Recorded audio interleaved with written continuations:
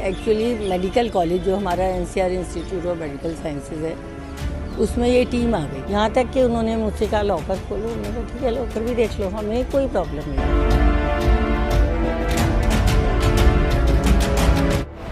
मेरठ की सरोजनी अग्रवाल को लेकर यह कहा जाता है कि सत्ता जहां भी रही वहां सरोजनी अग्रवाल ने अपना डेरा जमा लिया और सरोजनी अग्रवाल ने पहले तो समाजवादी पार्टी के साथ में अपना करियर आगे बढ़ाया और उसके बाद जैसे ही प्रदेश में सत्ता बदली वो तुरंत बीजेपी के साथ आ गई, क्योंकि उन्हें पता है कि उन्हें अपने कॉलेज और अस्पताल दोनों को चलाना है। लेकिन इस बार सरोजनी अग्रवाल की मुसीबत बहुत ज़्यादा बढ़ चुकी है। किसी स्थानीय एजेंसी ने नहीं बल्कि केंद्रीय जांच एजेंसी ने उनकी जांच करने के लिए एक बड़ी छापेमारी की और ये छापेमारी हुई सरोजनी अग्रवाल के एनसीआर मेडिकल कॉलेज में, जो कि खरखौदा में स्थित है। सीबीआई की टीम को ये जानकारी मिली थी कि यहाँ एनसीआर मेडिकल कॉलेज में मानकों के विपरीत अध्यापकों की तैनाती की गई है, प्रोफेसर्स की तैनाती की गई है, मानकों के विपरीत इस मेडिकल कॉलेज में काम किए जा रहे हैं। जिसके बाद सीबीआई की टीम ने यहाँ पर लगभग 9 घंटे तक एनसीआर मेडिकल कॉलेज में सरोजनी अग्रवाल की बेटी शिवानी अग्रवाल, इसके अलावा सरोजनी अग्रवाल से लगभग 9 घंटे तक पूछताछ की। ये 9 घंटे की पूछताछ किस लिए थी, इस बात का खुलासा तो अभी नहीं हुआ है। लेकिन अगर सरोजनी अग्रवाल की बात की जाए तो जब मीडिया कर्मियों ने सरोजनी अग्रवाल से बातचीत की इस मुद्दे पर तो उनका कहना था कि ऐसा कुछ नहीं है, हम लोग सीट बढ़वाने के लिए लगातार कोशिश कर रहे हैं और उन्हीं कोशिशों के बीच सीबीआई की टीम को किसी ने शिकायत दी है, जिसके बाद सीबीआई की टीम उनके कॉलेज तक पहुंची है।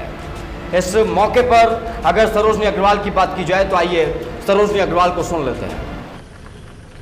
देखिए, ठिकानों की कोई बात नहीं है। ये एक्चुअली मेडिकल कॉलेज जो हमारा NCR institute of medical sciences है उसमें ये टीम आ गई।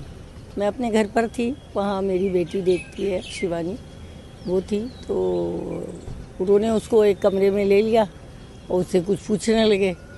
तो उसने कहा कि मेरे मम्मी या पापा को किसी को बुला दो। तो उन्होंने कहा ठीक है आप बुला लो। तो फिर मैं गई वहाँ, तो बात यही, बस उनको मुझे लगता है कोई शिकायत थी कि उस शिकायत के बेसिस पर उन्होंने हमारे यहाँ छापा मार दिया। वो जो कागज़ चाहते थे, जो पेपर्स चाहते थे, जो इन्फॉर्मेशन चाहते थे, हमने सब उन्हें दे दी।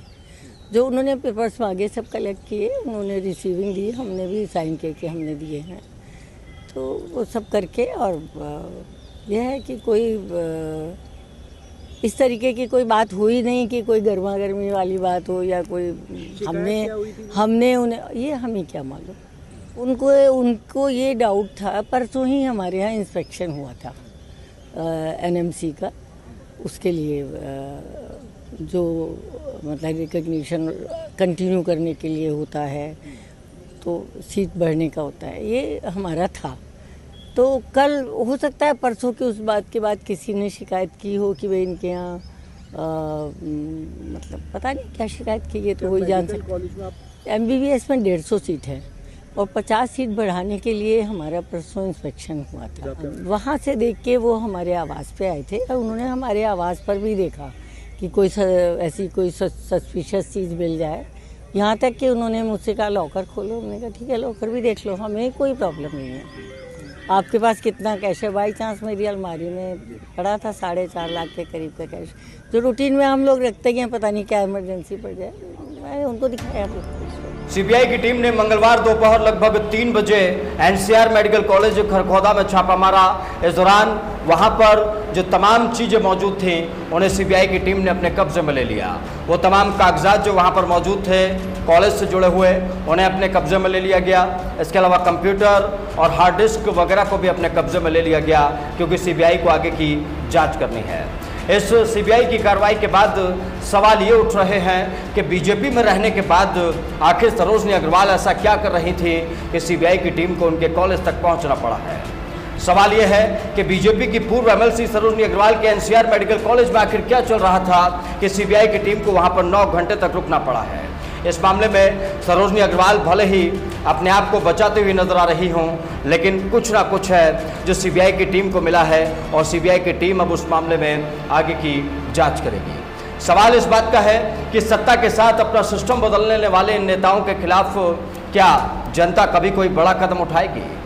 और अगर जनता बड़ा कदम नहीं उठाएगी तो क्या वो राजनीतिक पार्टियां कदम उठाएंगी जिन राजनीतिक पार्टियों की सरपरस्ती में ये नेता जनता को लूटने का खुला काम करते हैं, जनता के साथ धोखाधड़ी का खुला काम करते हैं। मैं किसी एक नेता की बात नहीं कर रहा हूं, अनेकों ऐसे मामले सामने आते हैं जहां सत्ता के संरक्षण में नेता अपने सिस्टम को सेट करने लग जाते हैं और उन्हीं सब के बीच हो रहा होता है जनता का शोषण। सवाल है, क्या सरोजनी अग्रवाल भी अपने एनसीआर मेडिकल कॉलेज के जरिए छात्र छात्राओं को शोषण कर रही थी? सवाल यह है, क्या मेडिकल कॉलेज के जरिए किसी अनियमितता को बढ़ावा दिया जा रहा था? ये तमाम बातें सीबीआई जांच के बाद सामने आ पाएंगी। फिलहाल मेरे साथ इतना ही, लेकिन आप बने रहिए एन भारत मीडिया के साथ। नमस्कार।